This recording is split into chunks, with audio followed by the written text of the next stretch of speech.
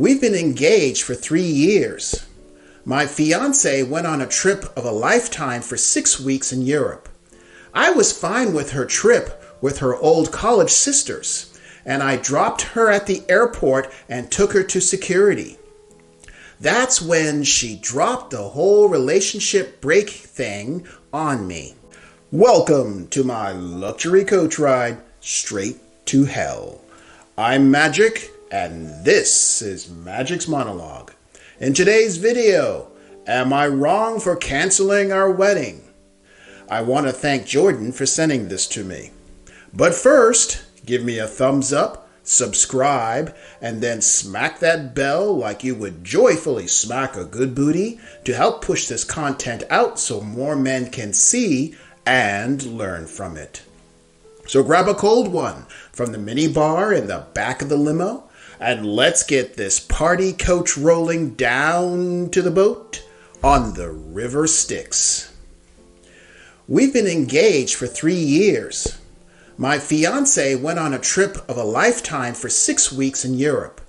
I was fine with her trip with her old college sisters, and I dropped her at the airport and took her to security. That's when she dropped the whole relationship break thing on me. She decided that we would take a break in our relationship, allowing me no input in the decision, nor did she explain it. She just matter-of-factly told me and left. I called her the rest of the day and called her when I was able to the rest of the week, but she had me blocked. After 5 days of ignoring me, I had enough, so I canceled our marriage and her plans to move in with me. Now that the wedding is off, she can move in with someone else because it's not going to be me. She called me today to inform me of her arrival time on Thursday morning, to which I answered, "What does that have to do with me?" And I have since blocked her. First of all, good. You handled that like a goat, as in greatest of all time. That was the correct and masculine thing to do. Let's get to the lessons to be learned here, guys. 1. I understand you wanting to do something nice for her. However, going on this trip without her future husband is not the correct behavior for a future wife. If the roles were reversed, I would say the same thing. You were about to get married, and the days of acting like you're single are over. This is why I tell men that the occasional girls' night out may be fine if they're not dressing up and going to clubs where there's alcohol and single guys going to hit on them.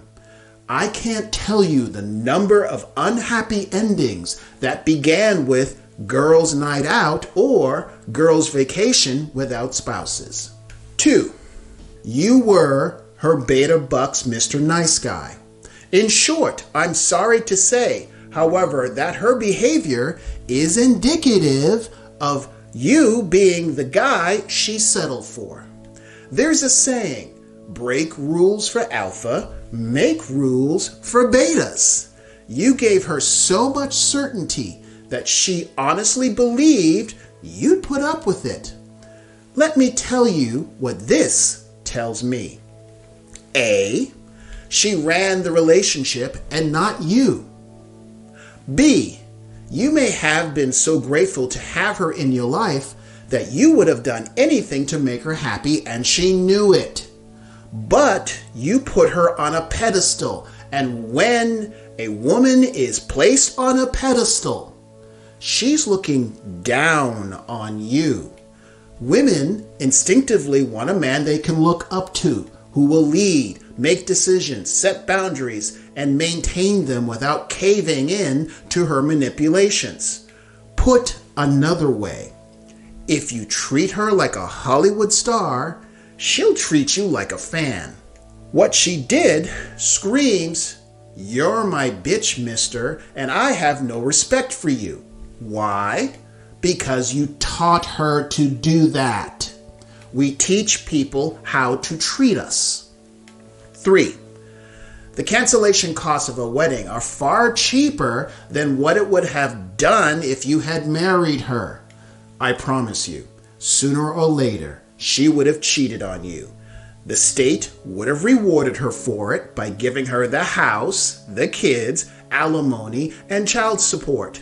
Then she would have moved him into your old house as the court mandates you continue to pay the mortgage. In short, you would have been funding her to duck this guy in your bed. 4. There is no going back. Don't take her back. Move on, because I promise you, she's not sorry and probably will not apologize for her actions nor take accountability. 5. Next time, pay attention to who her friends are. And if they are proud eggplant carousel riders, basically, run. Wife material is not associated with those kinds of belief systems. Take the time to learn about a woman's past, because she is definitely interested in your future and what you can provide for her. So we should equally be interested in what she's done in the past. When they say, "Oh, I'm no longer in my 304 phase," don't believe it. Relevant past behavior and habits are a reasonable indicator of future relevant behavior. 6. Find a male therapist and take a look at your last relationship and where you went wrong. I'm willing to bet you have boundary and leadership issues. Lastly, happy wife, happy life is a gynocentric propaganda that often is a formula for failure, as it's designed to condition men to succumb to a lifetime of manipulation.